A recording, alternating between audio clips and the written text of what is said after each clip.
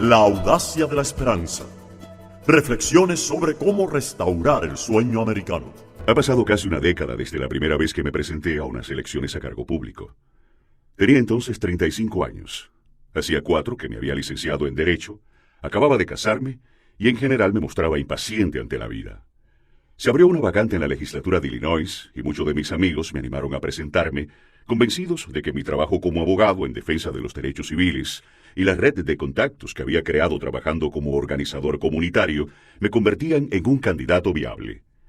Después de hablarlo con mi mujer, entré en la carrera electoral e hice lo que todo candidato novato hace. Hablé con cualquiera que quisiera escucharme. Acudí a reuniones de vecinos y a fiestas de iglesia, a salones de belleza y a barberías. Si había 2 tipos charlando en una esquina, yo cruzaba la calle para entregarles folletos de mi campaña. Y fuera donde fuera, siempre me encontraba con una u otra versión de las mismas 2 preguntas. La primera, ¿de dónde viene ese nombre tan curioso? Y la segunda, ¿parece usted un tipo decente? ¿Por qué quiere meterse en algo tan sucio y desagradable como la política? Yo sonreía y contestaba que comprendía su escepticismo, pero que había, y siempre había habido, otra forma de hacer política. Una tradición que partía de los tiempos en que se fundó nuestra nación y llegaba a la gloria del movimiento por los derechos civiles.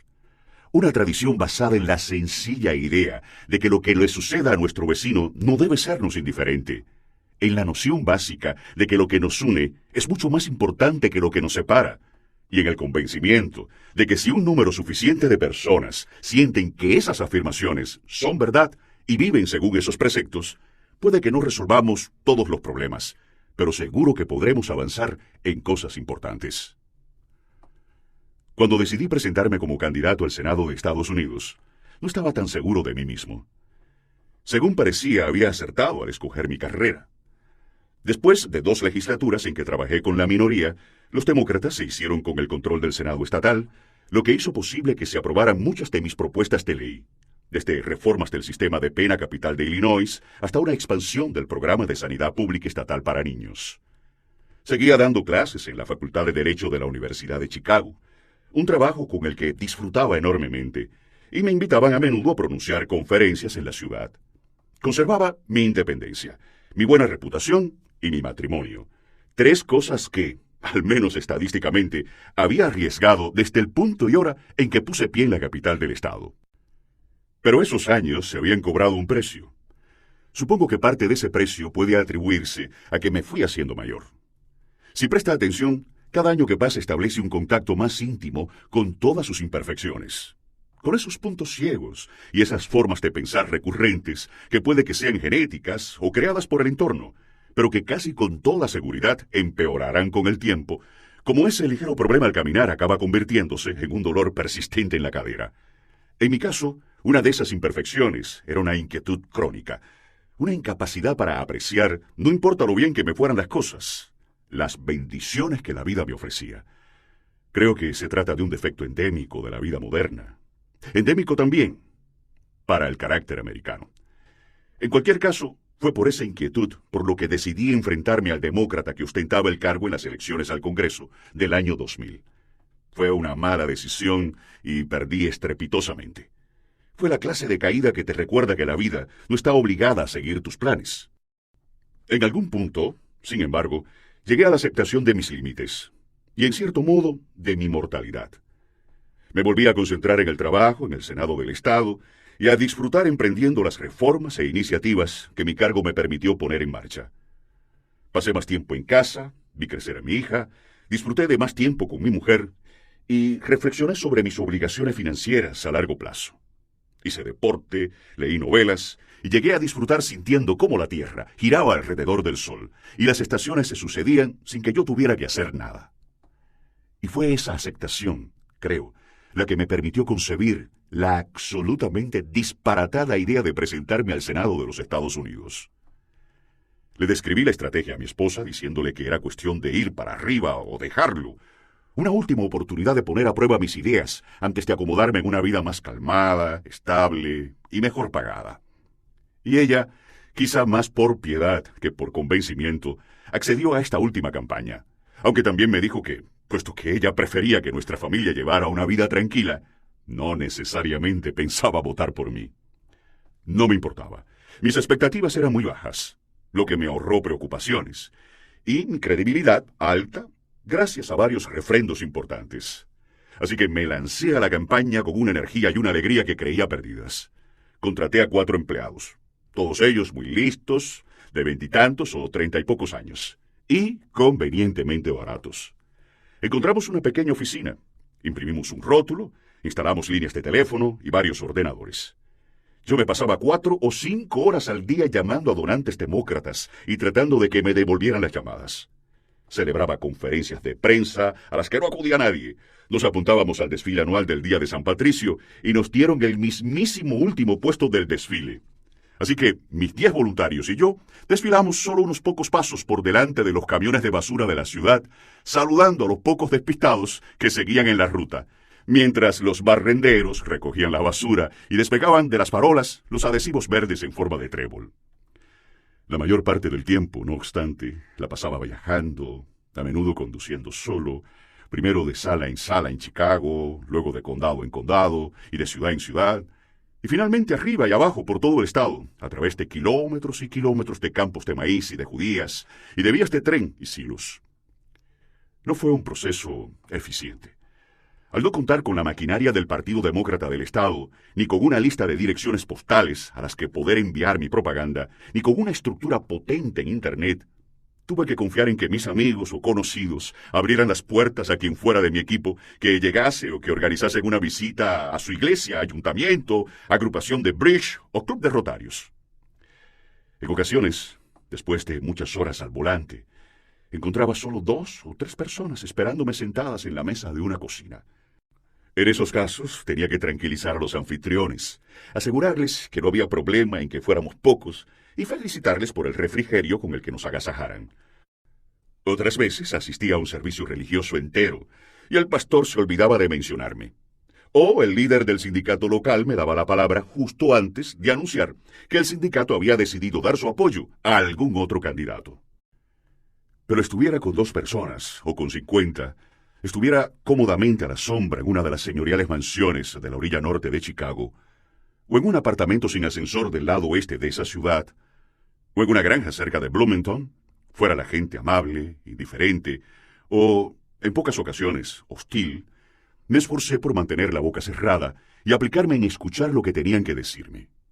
Me hablaron de sus trabajos, de sus empresas, de las escuelas locales, de los enfadados que estaban con Bush y también con los demócratas, de sus perros, de su dolor de espalda, de sus experiencias en la guerra y de las cosas que recordaban de su infancia.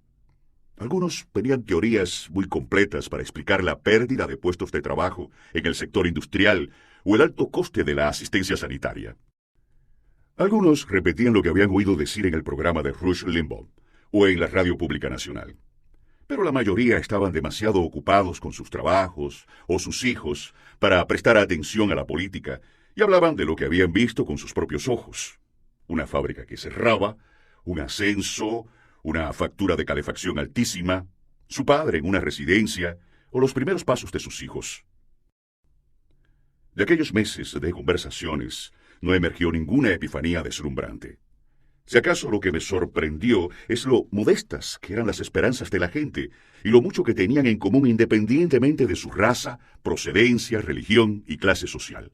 La mayoría creía que cualquiera dispuesto a trabajar debería poder encontrar un trabajo con el que ganarse la vida. Creían que la gente no debería tener que declarar bancarrota solo por enfermarse. Creían que todos los niños tenían derecho a recibir una educación buena de verdad, que eso no debía quedarse solo en vanas palabras, y que esos mismos niños debían poder ir a la universidad aunque sus padres no fueran ricos. Querían estar seguros, a salvo tanto de delincuentes como de terroristas.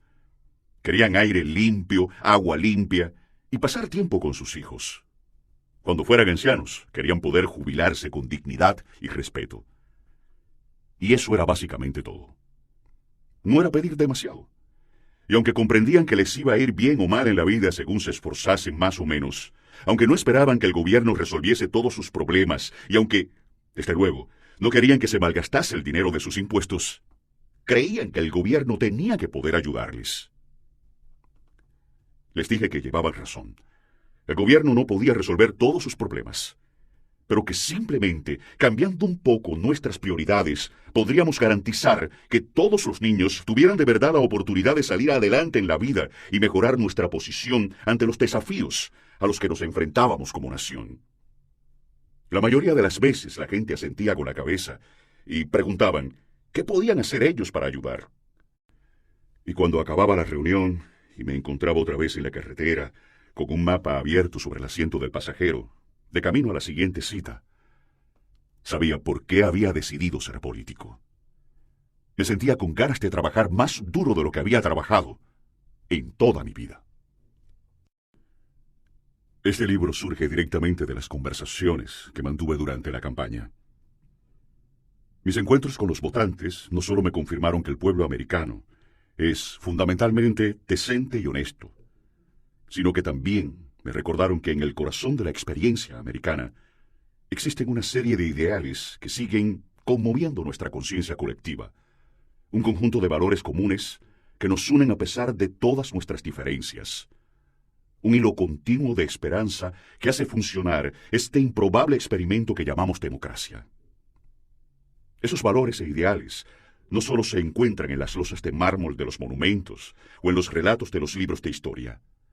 Siguen vivos en la mente y corazones de la mayoría de los americanos y hacen que nos sintamos orgullosos, cumplamos con nuestro deber y, si es necesario, aceptemos sacrificios.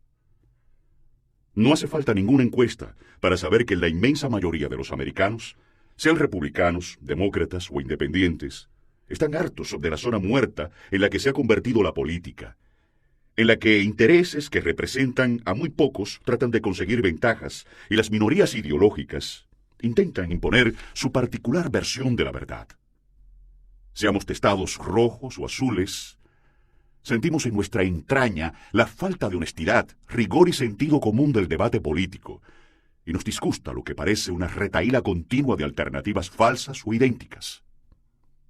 Religiosos o laicos, negros, blancos o latinos, sentimos, y con razón, que no se atiende a los desafíos más importantes de la nación, y que si no cambiamos de rumbo rápido, puede que seamos la primera generación en mucho tiempo que deje a sus hijos una América más débil y dividida que la que heredó de sus padres. Quizás más en ningún otro momento de nuestra historia reciente, necesitamos una forma nueva de hacer política, capaz de afianzarse sobre lo que nos une como americanos y construir a partir de ahí. Ese es el tema de este libro. Cómo iniciar el cambio de nuestra política y de nuestra vida cívica. No digo que yo sepa exactamente cómo hacerlo. No lo sé. Aunque en cada capítulo trataré de algunos de nuestros desafíos políticos más acuciantes. Y aunque sugeriré a grandes rasgos el camino que creo deberíamos tomar, soy consciente de que mi tratamiento de los temas es a menudo parcial e incompleto. Lo que ofrezco es algo más modesto. Reflexiones personales sobre los valores e ideales que me han llevado a la vida pública. Algunos pensamientos sobre cómo el discurso político actual nos divide innecesariamente y mi explicación personal, basada en mi experiencia como senador y como abogado, como marido y como padre, como cristiano y como escéptico, de la forma en que podemos hacer que nuestra política vuelva a cimentarse en la noción del bien común. Sospecho que algunos lectores pensarán que mi exposición no es objetiva. Me declaro culpable de antemano. Después de todo, soy un demócrata y mis puntos de vista en la mayoría de temas están más en concordancia con los editoriales del New York Times que con las del Wall Street Journal. Me molestan las políticas que favorecen constantemente a los ricos y poderosos y no al americano medio. Y creo firmemente que el gobierno tiene un papel importante que jugar para que todo el mundo tenga oportunidades en la vida. Creo en la evolución, en la investigación científica y en el calentamiento global. Creo en la libertad de expresión, se digan cosas políticamente correctas o no. Y recelo de utilizar el gobierno para imponer las creencias religiosas de nadie, ni siquiera las mías, a los no creyentes. Más aún, soy prisionero de mi propia biografía. No puedo evitar contemplar la experiencia americana desde el punto de vista de un hombre negro con una herencia mixta, consciente de que generaciones de gente con mi aspecto fueron subyugadas y estigmatizadas, y de los modos sutiles y no tan sutiles en que la raza y la clase social siguen dando forma a nuestras vidas. Pero eso no es todo lo que soy. También creo que, a veces, mi partido puede ser petulante, distante y dogmático. Creo en el libre mercado, en la competición y en la capacidad emprendedora, y creo también que muchos programas del gobierno no funcionan tal y como se anunció. Me gustaría que nuestro país tuviera menos abogados y más ingenieros. Creo que América ha utilizado su poder en el mundo para el bien más veces que para el mal. Me hago pocas ilusiones sobre nuestros enemigos y reverencio el valor y la eficacia de nuestras Fuerzas Armadas. Rechazo la política basada solamente en la identidad racial, el género, la orientación sexual o cualquier tipo de victimismo. Estoy seguro de que algunos de estos puntos de vista me meterán en líos. Soy lo bastante nuevo en la escena política nacional como ser una pantalla en blanco sobre la que gente de tendencias políticas muy distintas proyecta sus propias ideas. Por ello es inevitable que decepcione a muchos, si no a todos. Lo que quizás indica un segundo tema de este libro, un tema más íntimo. ¿Cómo yo, o cualquiera que se presente a cargo público, puede evitar caer en las trampas de la fama, de la voluntad de complacer y del miedo a perder? Y por tanto, retener esa pizca de autenticidad, esa voz singular que dentro de cada uno de nosotros nos recuerda aquello en lo que creemos más profundamente. Recientemente, una de las periodistas que cubren el Capitolio me paró cuando iba camino de mi despacho y me comentó lo mucho que había disfrutado leyendo mi primer libro. Me pregunto, dijo ella, si el próximo que escriba será tan interesante.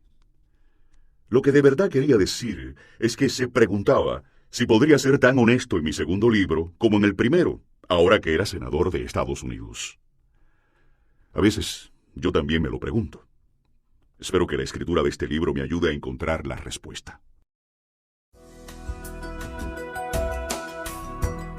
Capítulo 1.